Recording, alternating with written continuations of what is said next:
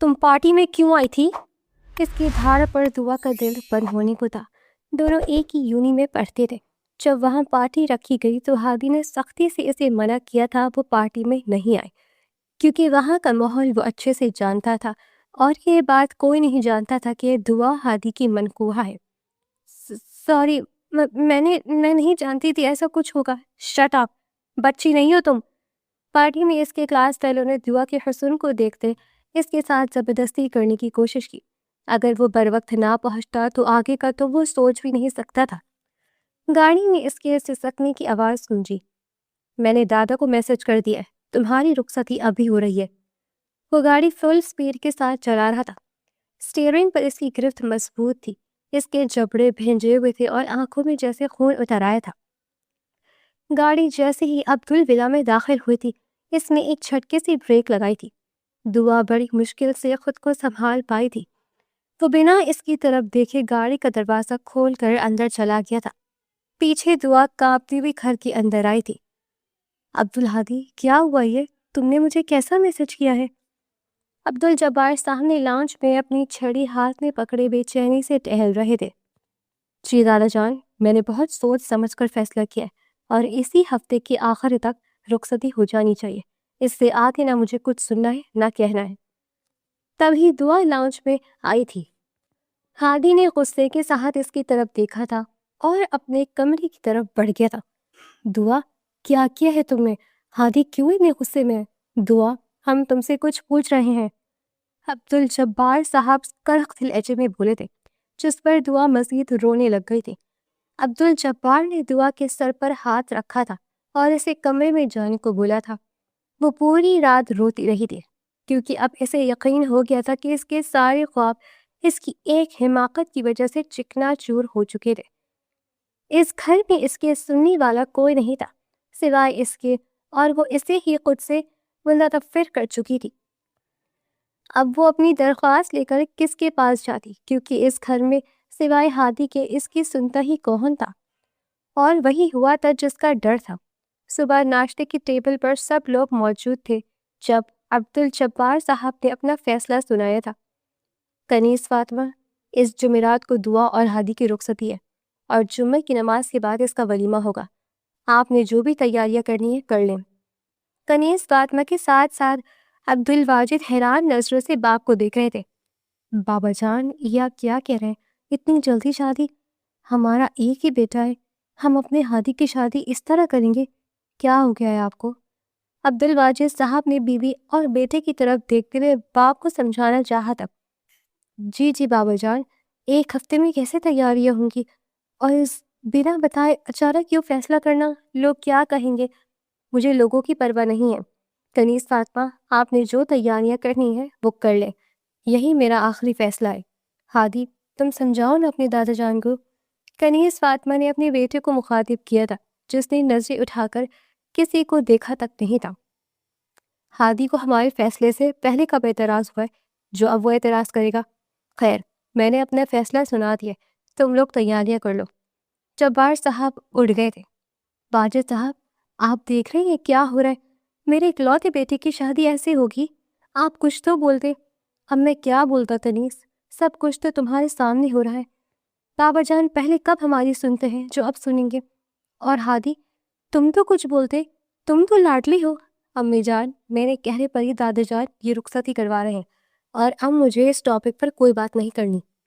हादी भी अपने दादा के पीछे गया था। ये दादा पोता एक ही मिट्टी की बने हुए, कहाँ फंस गई हूँ मैं? अच्छा वाविला छोड़ो, बहुत थोड़े दिन है, शादी की तैयारियां शुरू करो। अब जब हादी की मर्जी ऐसे है तो हम क्या कह सकते हैं? अब्दुल वाजिद साहब बीवी को समझाते हुए चले गए थे, जबकि दुआ की आंखों से आंसू बहने लगे थे। अरे दुआ बेटा, तुम क्यों रो रही हो?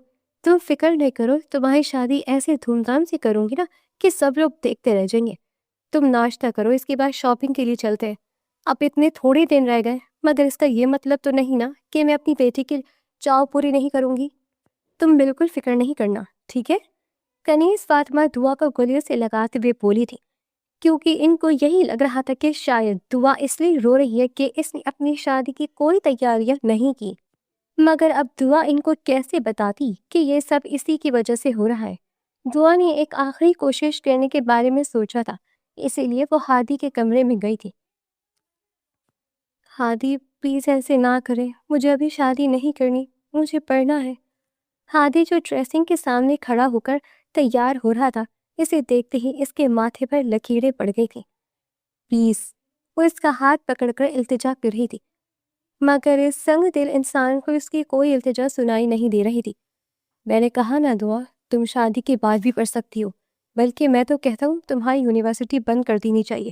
جو تمہاری حرکت ہے، میں وہاں جان بوجھ کر نہیں گئی تھی، مجھے بس دعا، تم وہاں جان بوجھ کر گئی تھی یا اپنی مرضی سے، میں اس بارے میں کوئی بات نہیں کرنا چاہتا۔ میں نے تمہیں منع کیا تھا کہ تم وہاں نہیں جاؤ گی، میرے منع کرنے کے باوجود تم وہاں گئی ہو۔ اس کا کیا مطلب ہو سکتا ہے؟ یہی نا کہ تمہاری نظر میں میری کوئی اہمیت ہی نہیں ہے۔ دعا، تم نے میری عزت 2 کوڑی کی کر دی ہے۔ اب میں مزید رسک نہیں لے سکتا، کیونکہ کچھ بھی ہو جائے میں اپنے خاندان کی عزت کو تمہارے ہاتھوں رونتے ہوئے نہیں دیکھ سکتا۔ اور اب جاؤ تم، اور شکر کرو کہ دادا جان نے تمہیں 1 ہفتے کا ٹائم دیا ہے، ورنہ میرا تو دل چاہ رہا تھا کہ میں کل ہی تمہاری رخصتی کروا لیتا۔ اور اب کوشش کرنا مجھے اپنی شکل کمی دکھاؤ، کیونکہ تمہاری شکل دیکھتے ہوئے مجھے اپنی ذلت دوبارہ سے یاد آنے لگتی ہے۔ وہ اپنی بات مکمل کر کے وہاں سے نکل گیا تھا، جبکہ دعا وہیں کھڑی رہ گئی تھی۔ یہ الفاظ اس کے ہادی کے تو نہیں ہو سکتے تھے، وہ تو اس سے بہت پیار کرتا تھا، اس سے بہت نرمی سے بات کرتا تھا۔ اسے یقین ہی نہیں آ رہا تھا کہ یہ وہی ہادی تھا جو اس کی ذرا سی تکلیف پر خود تڑپ اٹھتا تھا، اور اب کیسے وہ سنگ دل بنا چلا گیا تھا۔ عبدالجبار کے 2 بیٹے تھے، واجد اور چھوٹا عبدالحمید تھے۔ عبدالواجد باپ کے ساتھ زمینی دکھتے تھے، جبکہ چھوٹا عبدالحمید اسے پڑھنے کا بہت شوق تھا، اور اسی کے شوق کے پیش نظر عبدالجبار صاحب نے اسے شہر پڑھائی کے لیے بھیج دیا تھا، اور ڈاکٹر بننے کے بعد وہ وہیں ہسپتال میں نوکری کرنے لگا تھا۔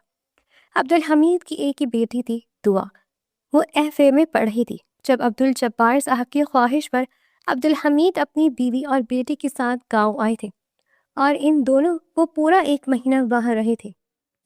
جانے سے پہلے عبدالجبار نے اپنے اکلوتے پوتے عبدالہادی کے لیے دعا کا ہاتھ اپنے بیٹے سے مانگا تھا، اور بھلا عبدالحمید اور ان کی بیوی کو کیا اعتراض ہو سکتا تھا۔ عبدالہادی کو بھی دعا بہت پسند تھی، اسی لیے ان دونوں کا نکاح کر دیا گیا تھا۔ FSC کے پیپروں کے بعد چھٹیوں میں دعا کو لے کر عبدالحمید صاحب دوبارہ گاؤں آئے تھے، اور دعا کو وہیں چھوڑ کر اپنی بیوی کے ساتھ وہ ساتھ والے گاؤں اپنے ایک دوست کی ماں کی تعزیت کے لیے جا رہے تھے جب ان کا ایکسیڈنٹ ہوا تھا، اور وہ دونوں ہی جان بحق ہو گئے تھے۔ ماں باپ کے علاوہ دعا کے اس دنیا میں اور کوئی نہیں تھا سوائے ددیال کے، اس لیے اب شہر واپس جانا تو دعا کے لیے بالکل ناممکن ہو گیا تھا۔ بیٹے اور بہو کے یوں اچانک جانے پر عبدالجبار صاحب جیسے اندر سے ٹوٹ گئے تھے۔ عبدالہادی نے ان دونوں اپنے دادا کو بہت مشکل سے سنبھالا تھا۔ ہادی بچپن سے ہی دادا کا لاڈلا تھا۔ آہستہ آہستہ عبدالجبار صاحب زندگی کی طرف لوٹ آئے تھے، مگر دعا تو بالکل اکیلی ہو گئی تھی۔ وہ شہر کی پلی بڑی تھی، اب یوں اچانک گاؤں میں آ کے رہنا اس کے لیے بہت مشکل تھا۔ عبدالواجد بھتیجے کو روتا دیکھ کر خود دکھی ہو جاتے تھے۔ انہوں نے ہادی سے دعا کا خوب خیال رکھنے کا وعدہ لیا تھا، اور ہادی نے اپنے باپ سے کیا وعدہ بخوبی نبھایا تھا۔ وہ خود بھی دعا سے بہت محبت کرنے لگا تھا۔ انہی دنوں دعا کا FSC کا رزلٹ آ گیا تھا۔ اس نے جب آ کے پڑھنے کی بات کی تو عبدالجبار نے صاف منع کر دیا تھا۔ ان کے خاندان میں لڑکیوں کو اتنا زیادہ پڑھانے لکھانے کا رواج نہیں تھا۔ دعا کا تو خواب تھا پڑھنا۔ ماں باپ کے جانے کے بعد وہ پہلے ہی بہت دکھی رہتی تھی، اور دادا کے انتقال پر وہ مزید دکھی ہو گئی تھی۔ اس دن بھی وہ لان میں جھولے پر بیٹھی بہت اداس لگ رہی تھی۔ عبدالہادی جو ویکینڈ پر یونیورسٹی سے گھر آیا تھا تو اسے دیکھتا سیدھا اسی کے پاس آیا تھا۔ ارے، آج ہماری مینا اتنی خاموش کیوں ہے؟ ہادی اس کے سامنے بیٹھتا شوخی سے بولا تھا، تو دعا نے اس کی طرف دیکھ کر منہ پھیر لیا تھا۔ ارے اتنا غصہ، خیریت تو ہے نا؟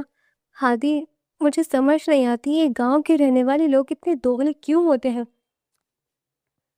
دوغلے؟ تمہیں ہم دوغلے لگتے ہیں؟ مگر مجھے تو لگتا ہے گاؤں کے رہنے والے لوگ بہت صاف دل اور سادہ ہوتے ہیں۔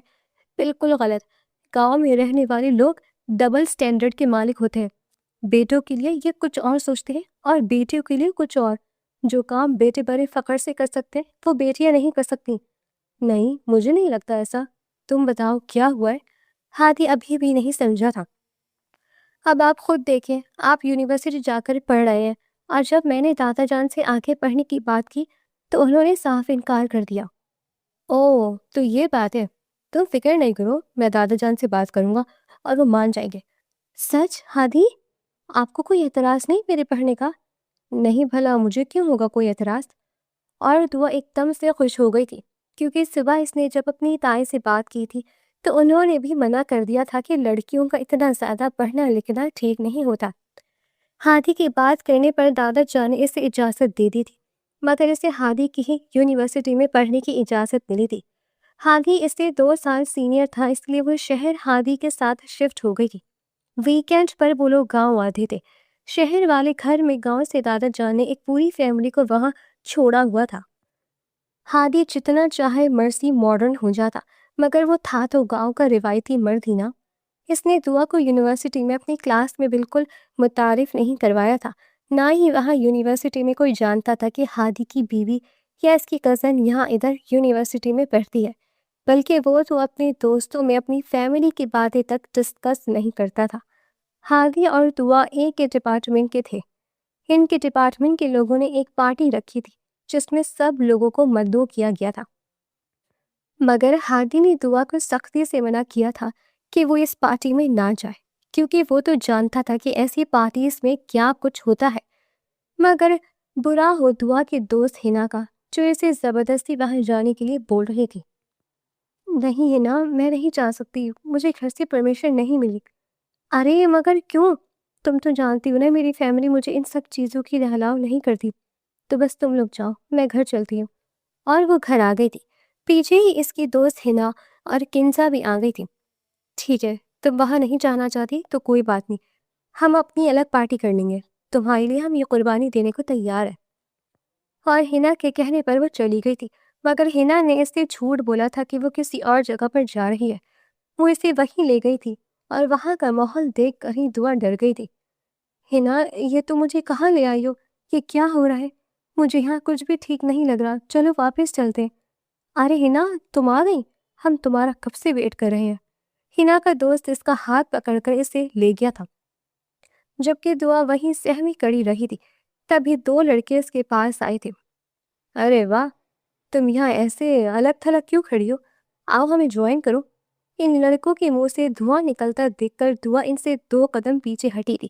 ایک لڑکے نے اس کا ہاتھ پکڑ لیا تھا اور اسے گھسیٹتے ہوئے اپنے ساتھ کہیں لے جانے کی کوشش کر رہا تھا کہ تبھی ہادی کی اس پر نظر پڑی تھی۔ وہ دعا کو وہاں دیکھ کر غصے سے پاگل ہو گیا تھا۔ وہ دوڑ کر لڑکوں کے پاس آیا تھا اور اس نے آتے ہی دونوں پر حملہ بول دیا تھا۔ پارٹی میں موجود دوسرے لڑکوں نے بڑی مشکل سے ہادی کو ان سے الگ کیا تھا، ورنہ ہادی کا غصہ دیکھ کر لگ رہا تھا کہ وہ شاید ان کو جان سے ہی مار دیتا۔ دعا کا ہاتھ پکڑے وہ وہاں سے اسے کھینچتا وہ باہر لے آیا تھا اور اسے گاڑی میں دھکیل کر دروازہ بند کیا تھا۔ تمہیں منع کیا تھا نا میں نے وہاں پارٹی میں نہیں آنا، تم نے پھر کیوں آئی؟ تمہیں میری بات سمجھ میں نہیں آتی؟ ہادی، وہ مجھے نہیں پتا تھا، یہ سب تمہیں نہیں پتا تھا؟ تمہیں میں نے بتایا تھا نا، میری بات کا اثر ہے کیا؟ کیا میں کارڈ کا الو ہوں جو کچھ بھی بولتا رہوں؟ تمہیں فرق نہیں پڑتا؟ اس نے موبائل پر ایک میسج ٹائپ کیا تھا اور اس کے بعد گاڑی اسٹارٹ کر دی تھی۔ پورے راستے وہ روتی آئی تھی، مگر ہادی نے اس کے سسکیوں کی پرواہ نہیں کی تھی۔ اسی ہفتے میں تمہاری رخصتی کروا رہا ہوں، بہت پڑھائی کر لی تم نے۔ ہادی پلیز ایسا نہیں کرے، چپ، اب مجھے تمہاری آواز نہ آئے۔ اس نے بجائے گھر جانے کے گاڑی گاؤں کی طرف موڑ لی تھی، اور تقریباً رات کے 1 بجے وہ لوگ گاؤں پہنچے تھے۔ ہادی کا وہ لاسٹ سیمیسٹر تھا، مگر ہادی دوبارہ نہ یونیورسٹی گیا، نہ ہی اس نے پیپر دیے تھے، اور نہ ہی اب اس کا دوبارہ اس یونیورسٹی میں قدم رکھنے کا کوئی ارادہ تھا۔ اس نے اپنے ان دوستوں کو بھی بلاک کر دیا تھا، اور جیسے حالات تھے دعا کو نہیں لگ رہا تھا کہ ہادی اب اسے دوبارہ کبھی یونیورسٹی جانے کی اجازت دے گا۔ یہی تو تھا وہ جس کی وجہ سے وہ پڑھ رہی تھی۔ وہ اتنی بڑی بیوقوفی کیسے کر سکتی تھی؟ غلطی سر اس کی تھی، مگر اب کوئی چارہ نہیں تھا، کیونکہ ہادی اب اس کی کوئی بات سننے کو تیار ہی نہیں تھا۔ کنزا فاطمہ دعا کو شاپنگ پر لے گئی تھی۔ کچھ کپڑے انہوں نے اس کے لیے لیے تھے اور 1-2 جوڑے رہتے تھے۔ وہ کل تک آ جانے تھے۔ اتنی جلدی میں وہ اپنی مرضی کا تو کچھ بھی نہیں بنوا سکی تھی، مگر انہوں نے ریڈی میڈ فیشن کے مطابق دعا کے لیے بہت خوبصورت جوڑے خریدے تھے۔ دعا تو کسی چیز میں انٹرسٹ ہی نہیں لے رہی تھی۔ کنیز فاطمہ نے ساری شاپنگ کی تھی۔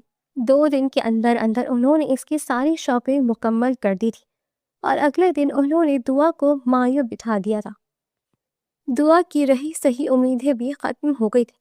وہ جو سوچ رہی تھی کہ وہ کسی نہ کسی طرح ہادی کو رخصتی سے روک لے گی، مگر اس کے مایو بیٹھ جانے کے بعد تو سب کچھ ختم ہو گیا تھا۔ ان کی مایو کا فنکشن جرگے کے لان میں ہی منعقد تھا۔ پورا گاؤں مدعو تھا۔ مایو کے پیلے جوڑے میں وہ اتنی پیاری لگ رہی تھی کہ ایک لمحے کے لیے ہادی ساری ناراضگی بھول گیا تھا، مگر وہ اتنی جلدی دعا کو معاف کرنے والا نہیں تھا، اس لیے دوبارہ وہ اپنے خول میں سمٹ کر اس کے پاس بیٹھا رہا۔ دعا نے نم نظروں سے اس کے چہرے کی طرف دیکھا تھا۔ اسے اپنے لیے ذرا بھی ہمدردی نظر نہیں آ رہی تھی۔ اگلے 5 دنوں تک تو ہادی اور دعا کا سخت پردہ کروایا جا رہا تھا، اور آخر کار وہ رخصت ہو کر اپنے کمرے سے ہادی کے کمرے میں شفٹ ہو گئی تھی۔ پہلے تو صرف ہادی دعا سے ناراض تھا، مگر اب دعا بھی ناراض ہو چکی تھی۔ اگر ہادی کو دعا کی پرواہ نہیں تھی تو پھر وہ بھلا اس کی کیوں پرواہ کرتی؟ اس کے آنے سے پہلے ہی وہ لباس تبدیل کرنے کے بعد صوفے پر کمبل اوڑھے سو گئی تھی۔ ہادی اس کی اتنی بڑی جرت پر سیخ پا ہوا تھا۔ یہ کیا بدتمیزی ہے؟ ہادی نے اس کے اوپر سے کمبل کھینچا تھا۔ بدتمیزی تو آپ کر رہے ہیں، ایک سوئے ہوئے بندے کو جگا رہے ہیں، شرم نہیں آتی آپ کو؟ دعا، تم نے لباس چینج کیوں کیا؟ ابھی تو میں نے تمہیں دیکھا ہی نہیں تھا، اور تم نے اپنی بات ادھوری چھوڑتا۔ وہ خود پر بمشکل کنٹرول کرتا خاموش ہوا تھا۔ ہاں اب جان سے مارتے مجھے۔ آپ تو بھی شکل تک دیکھنے کے روا دوا نہیں تھے نا؟ آپ ہی نے کہا تھا نا کہ اپنی شکل نہ دکھاؤ آپ کو، تو اب مجبوری ہے، آپ کے کمرے میں تو رہنا ہی ہے مجھے، اس لیے آپ کے کہنے سے پہلے منہ چھپا لیا تھا میں نے۔ دعا، یہ تم نے اچھا نہیں کیا۔ ہادی جو یہ سوچ رہا تھا کہ وہ دعا کی غلطی کو بھول کر آنے والی زندگی کی شروعات اچھے سے انداز میں گزارے گا، مگر دعا کے اتنی انتہائی قدم پر اس کا غصہ پھر سے عود آیا تھا۔ ولیمے کے فنکشن میں بھی وہ دونوں ایک دوسرے سے ناراض ہی بیٹھے رہے تھے۔ کنیز فاطمہ نے یہ بات نوٹس کی تھی، مگر ہادی سے پوچھنے پر بہانہ بنا کر ماں کو ٹال دیا۔ موقع ملتے ہی انہوں نے دعا کو آڑے ہاتھوں لیا تھا۔ دعا، مجھے سچ بتاؤ، تم دونوں کے درمیان کیا چل رہا ہے؟ مجھے تمہارے اور ہادی کے درمیان کچھ بھی ٹھیک نہیں لگ رہا۔ پہلے تو کیسے تم دونوں ایک دوسرے کا سایہ بنے رہتے تھے، اور اب میں دیکھ رہی ہوں تم دونوں کو ایسا کچھ بھی نہیں ہے۔ وہ بس اتنی جلدی شادی کرنے پر میں نے ان کو منع کیا تھا تو وہ مجھ سے ناراض ہو گئے۔ تم پاگل ہو دعا، تم نے اسے کیوں منع کیا تھا؟ وہ شوہر ہے تمہارا، اور شوہر جتنا بھی پڑھ لکھ جائے وہی گاؤں کا روایتی مرد ہی رہتا ہے۔ مرد کو بیویاں خاموشی اچھی لگتی ہیں، اس لیے بیٹا تم کوشش کیا کرو کہ وہ تم سے خوش رہے، میری پیاری بیٹی۔ ویسے تو وہ تم سے بہت محبت کرتا ہے، مگر بس مجھے ڈر لگتا ہے کہ کہیں تم لوگ چھوٹی لڑائی جھگڑوں کی وجہ سے ایک دوسرے سے زیادہ دور نہ ہو جاؤ۔ اور میں بات کرتی ہوں ہادی سے، وہ تمہیں کہیں باہر گھمانے کے لیے لے جائے۔ چلو جاؤ، یہ دودھ لے جاؤ۔ ہادی رات کو دودھ پینے بغیر نہیں سوتا۔ اب وہ کہاں، کب سے نکلا ہوا ہے؟ ابھی تک واپس نہیں آیا؟ جی وہ تائی امی، وہ شاید مہمانوں کے ساتھ بزی ہیں۔ آپ جائیں گے؟ چلو ٹھیک ہے، تم جاؤ اپنے کمرے میں، میں بھی اپنے کمرے میں جا رہی ہوں۔ بہت تھک گئی ہوں، پچھلے 1 ہفتے میں گھن چکر بن کر رہ گئی تھی۔ شکر ہے اللہ کا سب کچھ خیر خیریت سے ہو گیا، آج سکون سے سوں گی میں بھی۔ وہ اپنے کمرے میں چلی گئی تھی، اور دعا دودھ کا گلاس لے کر کمرے میں آ گئی تھی۔ ہادی ابھی تک کمرے میں نہیں آیا تھا، اور وہ اس کے آنے سے پہلے صوفے پر جا کر سو گئی تھی۔ اس دن کے بعد ہادی نے اس کے ساتھ کوئی بات نہیں کی تھی، اور دعا خود بھی اب اس سے ریزرو سی رہنے لگی تھی۔ اس کی دوستوں نے اسے فون کر کے بتایا تھا کہ اگلے ہفتے اس کے پیپر شروع ہو رہے ہیں، مگر وہ بھلا کیسے پیپر دے سکتی تھی؟ اس نے اپنی دوستوں کو صاف کہہ دیا تھا کہ وہ آگے پڑھائی شروع نہیں کر سکتی کیونکہ اس کی شادی ہو گئی ہے۔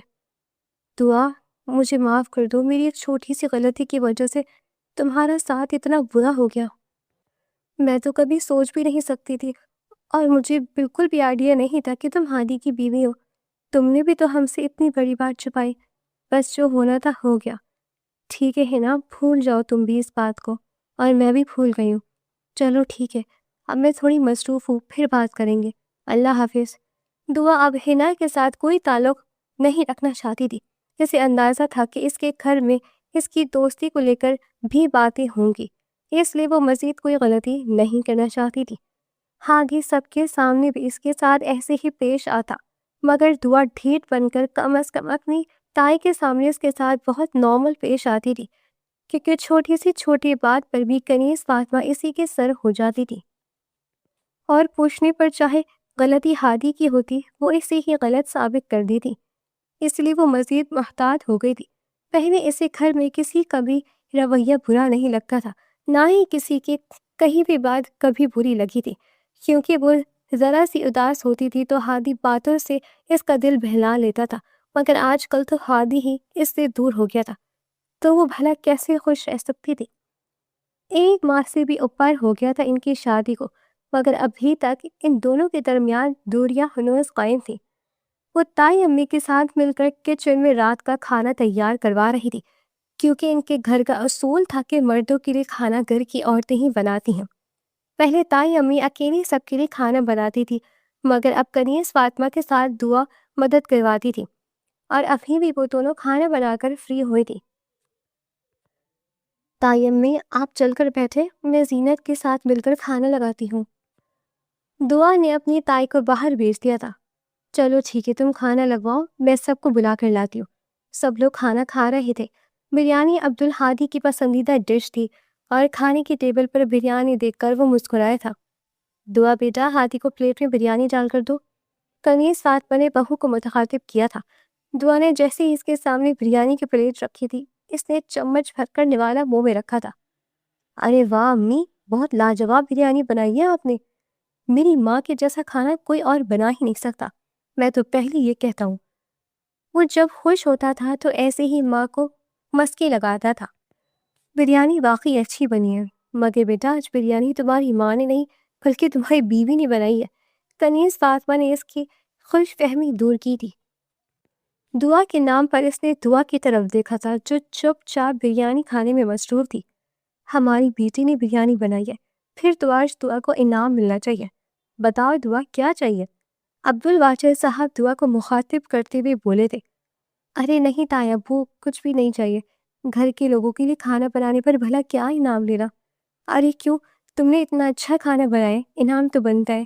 ہاں ہاں دعا ضرور لو، تمہیں پتہ ہے مجھے تو بابا جان ابھی بھی اچھا کھانا بناتے پر اکثر ہی انعام دیتے ہیں، اور تمہارا حق بنتا ہے۔ عبدالواجد صاحب نے دعا کو والیٹ سے چند نوٹ نکال کر دیے تھے۔ Thank you. اچھا ہاں، وہ کنیز بیٹا، میری دوست کی فیملی آ رہی لندن سے، اور وہ یہی روکے گی، تو ان کے لیے آپ لوگ کمرے وغیرہ سیٹ کروا دو، اور ان کی مہمان نوازی میں کسی قسم کی کوئی کمی نہیں آنی چاہیے۔ دعا، تمہاری عمر کی ایک لڑکی بھی ہوگی ان کے ساتھ، تو تم نے کوشش کرنی ہے کہ ان کا زیادہ سے زیادہ خیال رکھو۔ ٹھیک ہے دادا جان، آپ فکر نہیں کریں، آپ کو کوئی شکایت کا موقع نہیں ملے گا، جیتی رہو۔ 3 دن بعد عبدالجبار کی دوست کی فیملی آ چکی تھی۔ اپنے جگری دوست سے مل کر جبار صاحب تو بہت خوش ہوئے تھے۔ ہادی ان کو ایئرپورٹ سے لے کر سیدھا گھر آیا تھا۔ اس نے تو دعا کو بھی ساتھ چلنے کا کہا تھا، مگر دعا نے مصروفیت کا بہانہ بنا دیا تھا۔ ہادی خوب سمجھتا تھا اس کی مصروفیت کو، اس لیے وہ چپ چاپ چلا گیا تھا۔ حشمت، مجھے تو لگتا تھا اب میں تمہیں کبھی دیکھ ہی نہیں سکوں گا، مگر شکر ہے جو تمہیں بھی پاکستان کی یاد آ گئی۔ عبدالجبار صاحب اپنے جگری یار سے ملتے ہوئے شکوہ کناہ لہجے میں بولے تھے۔ ارے عبدالجبار، ایسا ہو سکتا ہے بھلا میں پاکستان کو بھول جاؤں؟ بس بچوں کی مصروفیات ہی ایسی ہو گئی تھی کہ پاکستان آنا مشکل ہو گیا تھا، اور مجھے اکیلے یہ لوگ آنے ہی نہیں دیتے تھے۔ ابھی بھی کہاں آنے دے رہا تھا صداقت، مگر اس دفعہ میں بہت لڑ کر آیا ہوں۔ اس کے ساتھ ہر سال لارا دیتا ہے کہ سب چلیں گے، مگر پھر ہمیشہ کی طرح بزنس کے کاموں میں مصروف ہو جاتا ہے۔ اس کے پاس تو اپنے بچوں کے لیے ٹائم نہیں ہے، میرے لیے کیا خاک ٹائم نکالے گا؟ حشمت صاحب اپنی بیٹی کی شکایتیں لگاتے ہوئے بولے تھے۔ بس اب تم یہاں آ گئے ہو نا، تو ادھر ہی رہنا، میں تمہیں جانے ہی نہیں دوں گا۔ بالکل، میرا بھی یہی ارادہ ہے کہ اب میں واپس نہ ہی جاؤں۔ ارے باتیں کرتے رہو گے یا بچوں سے بھی ملواؤ گے؟ ارے ہاں، یہ میری بہو ہے شائستہ، اور یہ میری پوتی ہے میرب، اور اس سے چھوٹا ہمدان ہے میرا پوتا۔ صداقت نہیں آیا، ہمیشہ کی طرح اپنے کام میں مصروف ہے، تو اس کی فیملی کو اپنے ساتھ لے آیا ہوں۔ بھائی ہمارے بچوں کو بھی تو پتہ ہونا چاہیے نا اپنی اصل جوڑی کے بارے میں، بس اسی لیے بچوں کو لے کر آ گیا ہوں۔ ابھی ایک ماہ تو بچے بھی ادھر ہی رہیں گے، اس کے بعد ہی واپس چلے جائیں گے، مگر میں یہیں رہوں گا۔ بالکل بھی نہیں دادو، ہم یہاں آپ کو بالکل بھی نہیں چھوڑیں گے، آپ کو اپنے ساتھ لے جائیں گے، میرب دادا سے بولی تھی، جس پر سب لوگ ہنسے تھے۔ اچھا حشمت، یہ میری بہو ہے کنیز فاطمہ، اس کو تو تم جانتی ہو، یہ میری پوتی ہے عبدالحمید کی بیٹی دعا، اور میرے پوتے عبدالہادی کی بیوی، 2 ماہ پہلے ان کی شادی کی ہے۔ کیا بات کر رہے ہو؟ تم نے بچوں کی شادی کر دی اور مجھے بتایا تک نہیں؟ تمہیں بتانے کا کوئی فائدہ ہے؟ میں نے اپنی بیماری کے ہزاروں بہانے بنائے، تم نہیں آئے۔ میرے پوتے کی شادی پر بھلا تم کب آتے؟ اور اس بات پر حشمت صاحب نے قہقہہ لگایا تھا۔ یہ بات تو سچ تھی، کتنی ہی بار عبدالجبار صاحب نے اپنی چھوٹی بیماری کا ڈرامہ کیا تھا کہ وہ پاکستان آئے جائے، مگر وہ نہیں آ سکے تھے۔ تمہیں تو پتہ ہے نا جبار صداقت کا، وہ میرے بارے میں کتنا فکر مند رہتا ہے، مجھے اکیلے بھیجنے کے بارے میں مانتا ہی نہیں تھا، اس لیے اس دفعہ میں نے سوچا کہ اس کی بچوں کو ساتھ لے آتا ہوں، اس کی بھی تسلی رہے گی اور میری بھی خواہش پوری ہو جائے گی۔ ہاں یہ تو تم نے بہت اچھا کیا۔ چلو دعا بیٹا، مہمانوں لے کر جاؤ ان کے کمرے میں، بیٹا آپ لوگ ریسٹ کر لیں، تھوڑی دیر تک کھانا لگاتے ہیں، پھر سب مل کر کھانا کھاتے ہیں، ٹھیک ہے؟ اور میرب دعا کے ساتھ آ گئی تھی۔ حشمت یار، تمہارے بچوں کو دیکھ کر لگتا ہی نہیں ہے کہ تم لوگ اتنے عرصے سے لندن رہ رہے ہو، تم نے کتنی اچھی تربیت کی اپنے بچوں کی۔ ارے باہر کے ملک میں رہتے، اس کا یہ مطلب تھوڑی نہ ہے کہ اپنے ملک اور مذہب سے دور ہو جائیں گے، ہم جہاں بھی رہیں گے تو مسلمان ہی نا، اور بالکل ایسا ہی تھا۔ میرا اور ہمدان کو مشرقی لباس میں دیکھ کر وہاں سب لوگ ہی حیران ہوئے تھے، اور سوئے پر سہاگا یہ کہ وہ بولتے بھی اتنی صاف اردو تھے کہ کوئی سمجھ ہی نہیں سکتا تھا کہ وہ لندن رہتے ہیں۔ اور اس بات کا سارا کریڈٹ حشمت صاحب کو جاتا ہے۔ حشمت صاحب ساتھ والے گاؤں کے رہنے والے تھے۔ عبدالجبار اور حشمت بچپن سے ایک ہی اسکول میں پڑھے تھے، ان کی دوستی بچپن سے ہی چلی آ رہی تھی، مگر پھر حشمت یہاں سے لندن چلا گیا اور وہیں سیٹل ہو گیا۔ بیچ بیچ میں تو وہ یہاں پاکستان آتے رہے تھے، مگر حشمت کا اکلوتا بیٹا صداقت، اس نے وہاں پر کاروبار میں خود کو اتنا الجھا لیا تھا کہ اس کے پاس ٹائم ہی نہیں ہوتا تھا پاکستان آنے کا، اور کچھ حشمت صاحب کو بیماری کی وجہ سے اکیلا نہیں بھیج سکتے تھے۔ حشمت صاحب ہارٹ پیشنٹ تھے، یہی وجہ تھی کہ اتنے سال ہو گئے تھے پاکستان کا چکر نہیں لگا سکے تھے۔ اب ان کی ضد پر ہی وہ پاکستان آئے تھے، اور ان کے پاکستان آنے کی سب سے زیادہ خوشی عبدالجبار صاحب کو تھی۔ حشمت صاحب تو ساتھ والے اپنے گاؤں ہی جا کر رہنے والے تھے، مگر عبدالجبار صاحب جانتے تھے وہاں حشمت کا کوئی رشتہ نہیں رہتا تھا، یا تو سب لوگ لندن شفٹ ہو گئے تھے یا پھر دوسرے شہروں میں، اس لیے انہوں نے زبردستی حشمت کو اپنے گھر ہی روک لیا تھا۔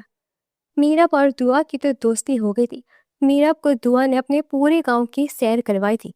کنیز فاطمہ کی بھانجی کی شادی تھی، سب لوگ وہاں چلے گئے تھے۔ مہندی کا فنکشن تھا، وہ لوگ صبح سے ہی ان کے گھر چلے گئے تھے، وہیں پر سب لوگ تیار ہوئے تھے۔ دعا نے اورنج کلر کا غرارہ پہنا ہوا تھا، اس کے ساتھ میچنگ جیولری میں وہ کوئی اپسرا ہی لگ رہی تھی۔ ہاتھی جو گھر سے تیار ہو کر ابھی فنکشن میں پہنچا تھا اور سامنے دعا کو دیکھ کر وہ دنگ رہ گیا، اس کی ساری ناراضگی غصہ اور اڑن چھو ہوا تھا۔ پورے فنکشن میں اس کی ایک لمحے کے لیے بھی نظریں دعا سے ہٹ نہیں پائی تھی۔ رات وہ لوگ وہیں رکنے والے تھے، مگر ہادی ضد کر کے دعا کو اپنے ساتھ گھر لے آیا تھا۔ کنیز فاطمہ نے اجازت دے دی تھی کہ اچھا ہے، دعا گھر چلی جائے گی، صبح گھر سے ہی تیار ہو کر آ جائے گی، مگر دعا کو اس بات پر سخت غصہ آیا تھا۔ وہاں سب لوگ موجود تھے، اس کی کزنس اور دوستیں، اتنا مزہ آ رہا تھا، اور وہ کھڑوس اسے اپنے ساتھ لے آیا تھا۔ پورے راستے دعا نے اس کی طرف دیکھا تک نہیں تھا، وہ منہ پھولائے بیٹھی رہی تھی، جبکہ وہ گاہیں بگاہیں اس پر نظر ڈال رہا تھا۔ کیا ہوا، تمہاری طبیعت ٹھیک ہے؟ ہاں ٹھیک ہے۔ کیوں، مجھے کیا ہو رہا ہے؟ اس کے سوال پر وجہ سے پھنکاری تھی۔ کوئی اور وقت ہوتا تو وہ اس کی بدتمیزی پر اسے کرارا سا جواب دیتا، مگر اس وقت وہ اپنے دل کے ہاتھوں مجبور تھا، اس لیے اسے اس کی زہر آلود الفاظ بھی پیارے لگ رہے تھے۔ تو پھر کوئی بات کیوں نہیں کر رہی؟ میں تم سے بات کرنے کی کوشش کر رہا ہوں، مگر تم میری طرف دیکھ ہی نہیں رہی ہو، مجھے لگا شاید تمہاری طبیعت ٹھیک نہیں، تھک گئی ہوگی۔ وہ بہت سلجھ جو انداز میں بولا تھا، اور اس کے انداز پر دعا نے اسے جن نظروں سے دیکھا تھا وہ اندر ہی اندر شرمندہ ہو کر رہ گیا تھا۔ تب تک ان کا گھر آ چکا تھا۔ گاڑی سے نکل کر وہ کمرے میں گئی تھی اور اس کے آنے سے پہلے واش روم میں گھس گئی تھی۔ دعا باہر آؤ، بات تو سنو یار، مجھے تم سے بات کرنی ہے۔ آخر ہم کب تک ناراض رہیں گے؟ پلیز نا ایک دفعہ میری بات سن لو۔ میں نے بھی ایسے ہی کہا تھا، ایک دفعہ پلیز میری بات سن لو، مگر تب آپ نے کیا کیا تھا؟ اب مجھ سے کوئی اچھائی کی امید نہ رکھیں اور میں آپ کی شکل نہیں دیکھنا چاہتی۔ ایک دفعہ پھر سے دعا کو سب کچھ یاد آ گیا تھا۔ پرانے زخم جیسے ادھر سے گئے تھے۔ واش روم میں کتنی دیر تک روتی رہی تھی۔ تقریباً آدھے گھنٹے بعد وہ باہر آئی تھی۔ وہ بے چینی سے اس کا انتظار کر رہا تھا۔ دعا تم پاگل ہو، رو کیوں رہی ہو؟ وہ اس کے قریب آتے ہوئے اس کو پاس اسے تھام گیا تھا۔ دعا نے اس کو خود سے دور دھکیلا تھا۔ قریب مت آئے، میں نفرت کرتی ہوں آپ سے، آپ کی وجود سے۔ دعا کیا ہو گیا تمہیں؟ وہ اس کے قریب آیا تھا۔ بد کردار ہوں نا میں، تو اب میرے پاس کیوں میرے اتنے قریب آ رہے ہیں؟ دور رہنا مجھ سے۔ اور اس کے یہ الفاظ ہادی کو جیسے آگ لگا گئے تھے۔ دعا، اس کا ہاتھ اٹھا تھا، اس کے گال پر نشان چھوڑ گیا تھا۔ وہ پھٹی پھٹی نظروں سے اسے دیکھ رہی تھی۔ آئندہ اپنے بارے میں الفاظ سوچ سمجھ کر استعمال کرنا۔ میں نے تمہیں بہت ڈھیل دی ہوئی تھی، اس کا یہ مطلب نہیں کہ جو تمہارے منہ میں آئے گا بولو گی۔ مجھے اس کے ساتھ اپنے معاملات سیٹ کرنے والا تھا، دوبارہ سے سب کچھ بگاڑ کر کمرے سے جا چکا تھا۔ پوری رات دعا وہیں بیٹھ کر روتی رہی تھی۔ فجر کی اذانوں کے وقت وہ گھر آیا تھا اور جیسے ہی کمرے میں داخل ہوا تھا، دعا فرش پر بے سدھ پڑی تھی۔ اس نے آنکھیں پڑھ کر اسے گود میں اٹھایا تھا۔ وہ بخار میں تپ رہی تھی۔ اف میرے اللہ، یہ لڑکی بھی نہ مجھے پاگل کر دے گی۔ کیا ضرورت تھی اتنی اوور ایکٹنگ کرنے کی؟ اسے بیڈ پر لٹانے کے بعد اس کے اوپر اچھی طرح کمبل اڑا دیا تھا۔ گاؤں کے ہسپتال سے اس نے ڈیوٹی پر موجود ڈاکٹر کو بلوایا تھا۔ لیڈی ڈاکٹر انجیکشن لگا کر دوائیاں دے کر چلی گئی تھی۔ وہ اس کا ہاتھ پکڑے تب تک بیٹھا رہا تھا اس کے پاس جب تک اسے ہوش نہیں آ گیا تھا۔ اس کے گال پر ابھی تک ہادی کے انگلیوں کے نشان موجود تھے۔ ہادی نے جھک کر اس کے گال پر اپنے لب رکھے تھے، جیسے وہ اپنے دیے گئے درد کا ازالہ کرنا چاہ رہا ہو۔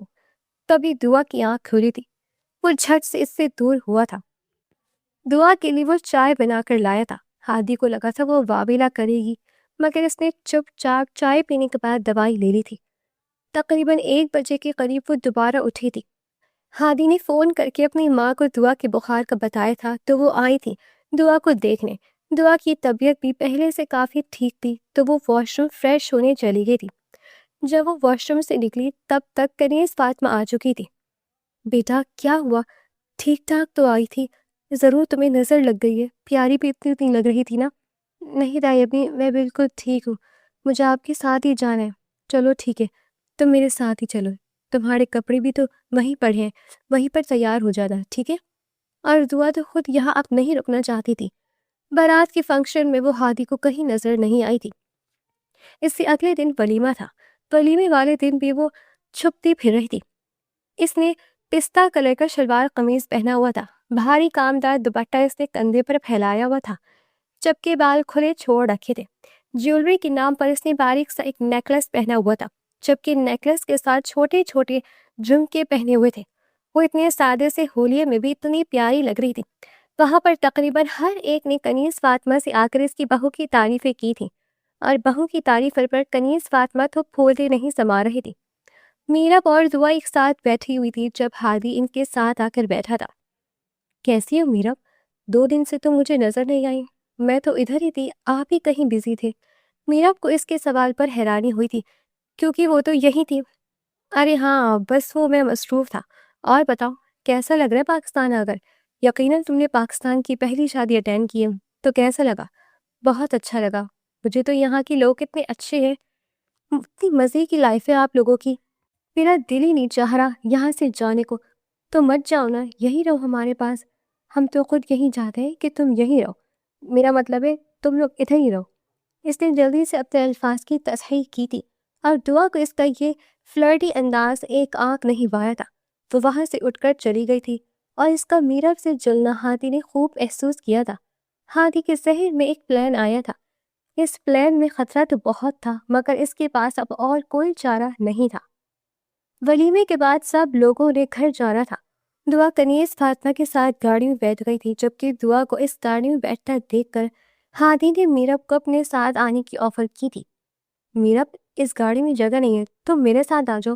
پچھلی سیٹ پر ہمدان بیٹھ گیا تھا، جبکہ میرب کے لیے ہادی نے خود دروازہ کھولا تھا، اور گاڑی کے اندر سے یہ سین دعا نے بڑی خوخار نظروں سے دیکھا تھا، مگر پھر وہ سر جھٹکتی منہ پھیر گئی تھی۔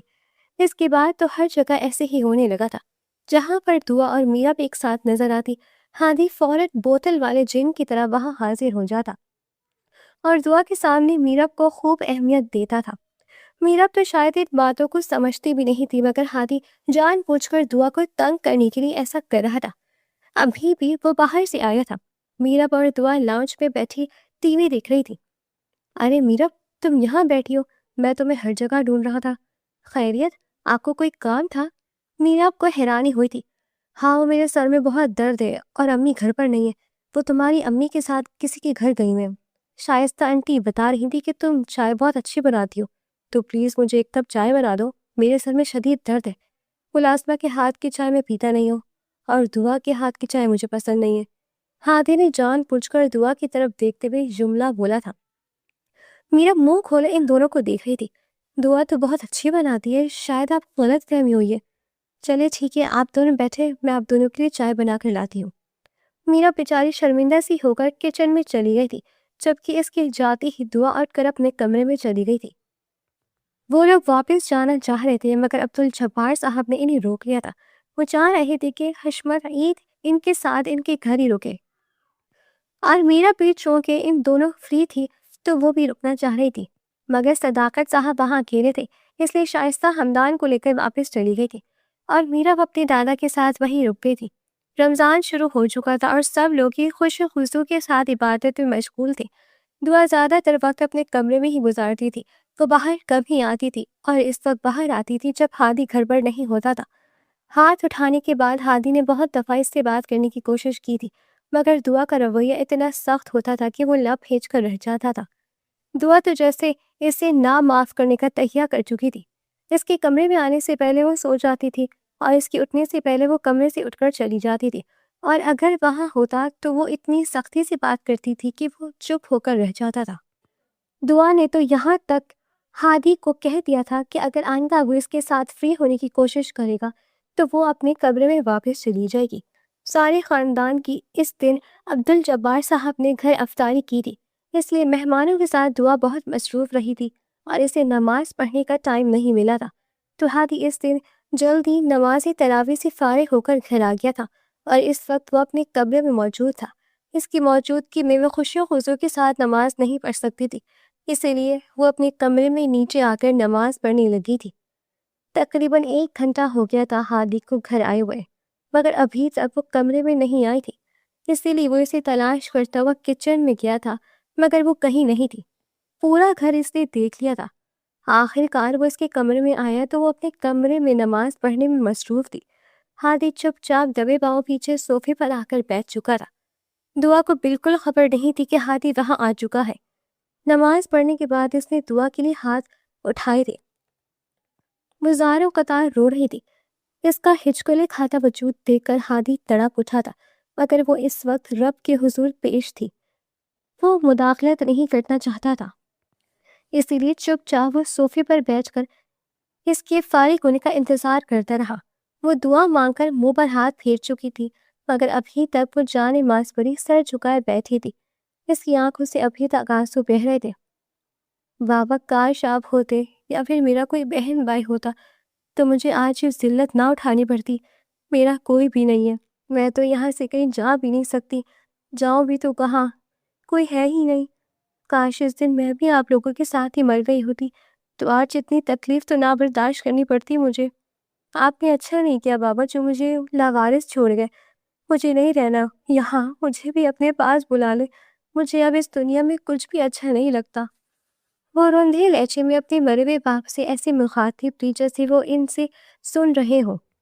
میں روز آپ سے کہتی ہوں کہ مجھے اپنے پاس بلا لیں، کیا آپ کے پاس میرے لیے اتنی سی جگہ بھی نہیں ہے پاپا؟ میں نہیں رہ سکتی، یہ دنیا بہت بری ہے، یا پھر شاید میں ہی بہت بری ہوں۔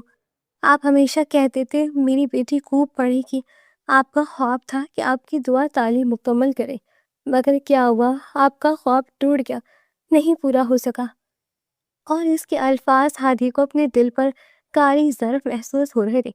اس نے تو کبھی سوچا ہی نہیں تھا کہ اس نے دعا کو کتنا اکیلا کر دیا ہے۔ دعا کے ساتھ ساتھ ہادی کی آنکھوں سے بھی آنسو بہہ رہے تھے۔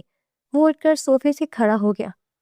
دعا، اس نے آہستہ سے پکارا اور دعا نے فوراً پیچھے مڑ کر دیکھا تھا۔ اسے پتہ ہی نہیں چلا تھا وہ کب آیا تھا۔ I am sorry. ہادی کی آنکھوں سے آنسو قطار در قطار بہہ رہے تھے۔ معاف کر دو مجھے، میں اپنی ہر ایک غلطی پر شرمندہ ہوں۔ میں آپ کی شرمندگی کا اچار ڈالوں گی۔ مجھے نہیں چاہیے آپ کی شرمندگی، اور آپ کی سوری کرنے کی ضرورت نہیں ہے۔ آپ مرد ہیں، مردوں کو تو حق حاصل ہوتا ہے، بیوی تو ان کے لیے پاؤں کی جوتی ہوتی ہے۔ اسے جیسے چاہے رون دے۔ وہ نم لہجے میں بولتی کیسی خاموش فرما ہوئی تھی۔ جانے ماز لپیٹ کر رکھا تھا اور وہ سائڈ سے نکلنے لگی تھی جب ہادی نے اس کا ہاتھ روکا تھا۔ پلیز دعا، مجھے پتا ہے میں نے بہت زیادتی کی ہے تمہارے ساتھ، مگر مجھے احساس ہے میں سب ٹھیک کرنا چاہ رہا تھا، مگر تم اس دن اتنے غلط الفاظ بول رہی تھی مجھ سے، سب برداشت نہیں ہوا۔ ہاں بے شک روایتی مرد کا ہوں، مگر اپنے گھر کی عزت کی حفاظت کرنا روایتی پر ہے تو مجھے کہہ سکتی ہو، مگر روایتی تمہیں تب ہوتا نا جب میں تم پر کوئی پابندیاں لگاتا۔ مجھے پتا تھا وہاں اس دن اس پارٹی میں کیا کچھ ہونے والا تھا، میں وہاں نہیں جانا چاہتا تھا، مگر ثقلین کی سالگرہ تھی تو وہ مجھے ایک ہفتے سے میرے پیچھے لگا ہوا تھا، اسی لیے میں وہاں چلا گیا اور تم میرے منع کرنے کے باوجود چلی گئی۔ میں نہیں گئی تھی وہاں پر، ہینا مجھے دھوکے سے لے کر گئی تھی۔ اس نے کہا تھا ہم کہیں اور جگہ جا رہے ہیں، مگر وہ جھوٹ بول کر مجھے وہاں لے گئی تھی۔ میں تو گیٹ پر ہی کھڑی رہ گئی تھی، میں وہاں سے نکلنے ہی والی تھی جب وہ روتے ہوئے وضاحت دے رہی تھی، اور ہاتھی نے آنکھیں پڑھ کر اسے اپنے سینے سے لگا دیا تھا۔ مجھے معاف کر دے دعا پلیز، اور تم اکیلی نہیں ہو، ہادی ہمیشہ تمہارے ساتھ ہے۔ اور تم ایسے کیوں کہہ رہی تھی کہ تمہارے اس دنیا میں کوئی نہیں ہے؟ ٹھیک ہے ہم دونوں ناراض ہیں، مگر کیا تم مجھ سے اتنی نفرت کرنے لگی ہو جو اس طرح چاچو کو میری شکایتیں لگا رہی تھی؟ وہ اسے سینے سے لگائے رندھی ہوئی آواز میں بول رہا تھا۔ دعا کا یہی پر سخت جواب دے گیا تھا اور وہ پھوٹ پھوٹ کر اس کے سینے سے لگی رونے لگی تھی۔ ہادی اس کے بالوں کو سہلاتا رہا تھا۔ کافی دیر تک رو لینے کے بعد جب وہ اس سے الگ ہوئی تو ہادی نے اس کا چہرہ اپنے ہاتھوں میں لے کر اس کے ماتھے پر اپنے لب رکھے تھے۔ دور رہو مجھ سے، مجھے بات نہیں کرنی آپ سے، وہ روٹھے پن سے بولی۔ ٹھیک ہے تمہیں نہیں کرنی، مگر مجھے تو تم سے بہت ساری باتیں کرنی ہیں۔ پہلی تمہارے اور اپنی غصے کی وجہ سے میں بہت کچھ خراب کر چکا، اب نہیں کرنا چاہتا۔ چلو آؤ کمرے میں چلتے ہیں۔ وہ شوخی سے اس کا ہاتھ پکڑتے بولا تھا جبکہ دعا نے سچ پٹاتے ہوئے ہاتھ کھینچا تھا۔ جی نہیں، میں تو چائے بنانے جا رہی ہوں اپنے لیے، سر میں درد ہو رہا ہے میرے۔ اچھا چلو پھر میرے لیے بھی ایک کپ چائے بنا دینا۔ اس کے آگے بڑھتے قدم وہی روکے تھے۔ میں تو چائے اچھی بناتی نہیں ہوں، آپ ایسا کریں میرا کو کہہ دیں، وہ آپ کے لیے چائے بنا دے گی۔ وہ منہ بناتی کمرے سے نکل گئی تھی جبکہ ہاتھی کا ایک زوردار قہقہا گونجا تھا جسے دعا نے کچن تک جاتے ہوئے بخوبی سنا تھا۔ وہ بھی اس کے پیچھے کچن تک آ گیا تھا۔ یار تمہیں تنگ کرنے کے لیے ایسا کر رہا تھا، تم تو مجھے لفٹ ہی نہیں کروا رہی تھی، تمہیں تنگ بھی تو کرنا تھا نا۔ یہ تنگ کرنے کا کون سا طریقہ ہے؟ اس طرح تو پھر میں بھی آپ کو ایسے تنگ کر سکتی ہوں۔ Shut up. ہاں جی، آپ گاؤں والے مردوں کی پوزیسونیس تو عزت ہوگی، اور بیویوں کا کیا؟ وہ اسے گھورتی ہوئے چائے بنانے لگی تھی۔ تم بھی میرے بارے میں اتنی ہی پوزیسو ہو جاؤ، جہاں کہوں گی جاؤں گا، جہاں کہوں گی نہیں جاؤں گا، جس سے کہوں گی بات کروں گا، جس سے کہوں گی بات نہیں کروں گا، میرا وعدہ ہے تم سے۔ ٹھیک ہے اب خوش ہو؟ اس کے دونوں ہاتھ تھامے بول رہا تھا۔ اب مسکی لگانا بند کریں اور چائے بنانے دیں۔ چھوڑو چائے کو، میرا موڈ نہیں جائے گا، میرا موڈ کچھ اور ہو رہا ہے۔ ہادی نے اسے گود میں اٹھایا۔ ہادی کیا کرے، مجھے چھوڑے، کوئی دیکھ لے گا۔ کوئی بھی نہیں ہے، سب سو چکے۔ آدھی رات کے وقت الو کی طرح سے میری بیوی جاگ رہی ہے۔ وہ اسے اٹھائے کمرے کی طرف بڑھ رہا تھا اور اس کے الو کہنے پر اس نے منہ کھولنے سے دیکھا تھا۔ آپ نے مجھے الو کہا؟ اور ہاتھی نے اس کی آنکھوں میں دیکھتے ہوئے فرما برداری سے سر ہلایا تھا۔ دعا نے اس کے کندھے پر مکہ مارا تھا۔ اس پر ہادی نے اسے ذرا سا نیچے کیا تھا اور دعا کی چیخ نکلی تھی۔ اس نے جلدی سے ہادی کے گلے میں زور سے بازو باندھ لیے تھے اور اپنا سر ہادی کے کندھے پر رکھ کر آنکھیں موند لی تھی۔ اس کہانی کا سب سے بڑا اخلاقی سبق یہ ہے کہ محبت صرف حفاظت کرنے یہ حق جتانے کا نام نہیں بلکہ اعتماد، سمجھ اور توازن کا نام ہے، کیونکہ جب محبت میں انا، غصہ اور سماجی دباؤ شامل ہو جاتے ہیں تو رشتے کمزور ہونے لگتے ہیں۔ ہادی کا کردار بظاہر ایک محافظ اور محبت کرنے والا شوہر کا ہے، جو دعا کی عزت اور حفاظت کے لیے ہر حد تک جانے کو تیار ہے، جو اس کی مثبت خوبی ہے، مگر اس کی سب سے بڑی خامی یہ ہے کہ وہ غصے میں فیصلے مسلط کرتا ہے، دعا کی بات سنے بغیر اس کی زندگی کا رخ بدل دیتا ہے اور اس کی تعلیم تک قربان کر دیتا ہے، جو ایک روایتی مردانہ سوچ اور عدم برداشت کو ظاہر کرتا ہے۔ جبکہ دعا کا کردار معصوم، جذباتی اور خواب دیکھنے والی لڑکی کا ہے، جو حالات کی مار کھا کر خاموشی اختیار کر لیتی ہے۔ اس کی خوبی صبر اور فرمانبرداری ہے، مگر اس کی کمزوری اپنی بات کے لیے مضبوطی سے کھڑا نہ ہونا ہے۔ کہانی سماج کے اس دوہرے معیار پر بھی تنقید کرتی ہے، جہاں لڑکوں کو آزادی اور لڑکیوں کو پابندی ملتی ہے، اور عزت کے نام پر اکثر لڑکیوں کے خواب قربان کر دیے جاتے ہیں۔ قارئین کے لیے پیغام یہ ہے کہ رشتوں میں محبت کے ساتھ احترام، اعتماد اور مکالمہ ضروری ہوتا ہے، کیونکہ زبردستی کے فیصلے وقتی طور پر مسئلہ حل کر سکتے ہیں مگر دلوں میں فاصلے پیدا کر دیتے ہیں۔ اس لیے ہمیں اپنے پیاروں کی غلطیوں کو سزا دینے کے بجائے سمجھنے اور سننے کی عادت ڈالنی چاہیے، تاکہ رشتے ٹوٹنے کے بجائے مضبوط ہو۔ اور آپ کو یہ کہانی کیسی لگی؟ پڑھ کر اپنی رائے کا اظہار کیجیے گا اور چینل کو سبسکرائب کر لیں۔ شکریہ۔